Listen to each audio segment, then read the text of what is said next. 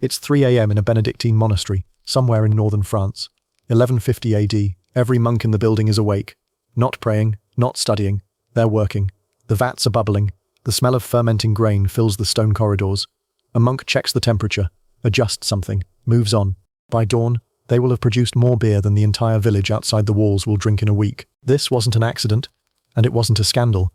It was policy. The church, the same institution that preached self-denial, that defined virtue as the rejection of earthly pleasures, had quietly become the most efficient alcohol producer in medieval Europe.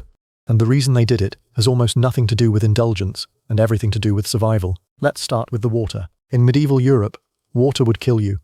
Not occasionally, routinely. Rivers ran through towns where people dumped waste, slaughtered animals, and buried their dead. Wells were contaminated. There was no germ theory. No one understood why, but everyone understood the pattern.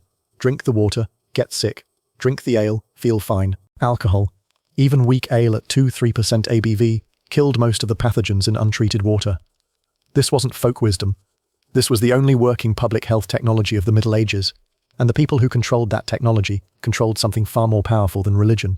They controlled survival. Enter the monasteries. The Rule of Saint Benedict, written in 529 AD by Benedict of Nursia, is one of the most consequential documents in medieval history.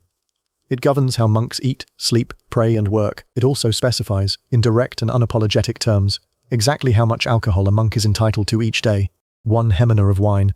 That's roughly 500 milliliters, daily, not as a treat, as a baseline ration. Benedict himself was uncomfortable with this. He wrote that he believed monks should avoid wine entirely. Then he acknowledged that was probably not realistic given the times. So he set the ration, noted his reservations, and moved on. The brewing didn't stay inside the monastery walls for long. By the 9th century, monasteries had become the largest agricultural operations in Europe.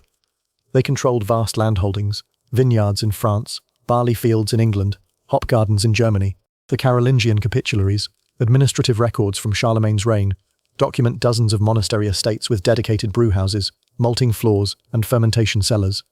These weren't side operations, they were the primary economic engine of monastic life. In 816 AD, the Synod of Aachen, a church council convened by Louis the Pious, formalized the monastery brewhouse as an essential institution.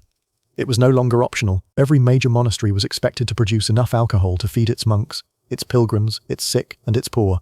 The Benedictine Abbey of St. Gall in Switzerland drew up architectural plans around 820 AD that survive to this day.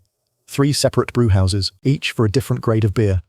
One for the monks, one for distinguished guests, one for pilgrims and the poor. 3 different beers, for 3 different classes of visitor. So, let's reconstruct a day. You wake before sunrise. The bell for matins rings at 2 a.m., then again for lauds at dawn. Between the prayers, there's work. The brewhouse needs tending every single day. Malting, mashing, fermenting, conditioning. Grain has to be soaked, dried, and ground. Hops measured and added. Temperature monitored with nothing but your hand and your experience. A bad batch meant the entire community went without. There was no backup supplier. There was no market to buy from. You were the supply chain, and you did this while fasting, while praying 7 times a day, while copying manuscripts by candlelight, and tending to sick pilgrims who arrived at the gate. The monks also invented something new. Distillation. Arab scholars had developed early techniques, but it was European monks in the 12th and 13th centuries, particularly in Ireland and Italy, who turned it into a medical practice. They called it aqua vitae, water of life. They believed concentrated spirits could treat wounds, slow plague, and extend human lifespan. By the 1200s, monasteries in Ireland were producing what would become whiskey. In France, Cistercian monks were refining wine distillates that would become cognac. In Italy, Benedictines were creating herbal liqueurs, still sold under their name today. Benedictine, Chartreuse, Trappist ale.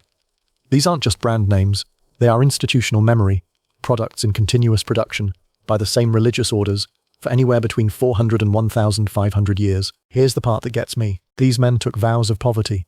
They owned nothing personally.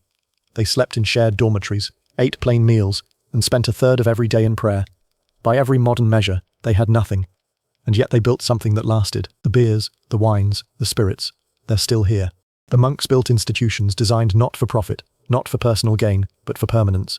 For a community that hadn't been born yet. You work to accumulate. They worked to sustain. You build things for yourself. They built things for 1,000 years of strangers. We bottled that impulse, labeled it religion, and stopped taking it seriously. And now we wonder why nothing we build feels like it was meant to last. The most devout men in medieval Europe were running on alcohol. The most selfless men in medieval Europe built the most enduring institutions. Neither of those things is a contradiction. Both of them are lessons we've spent 500 years forgetting.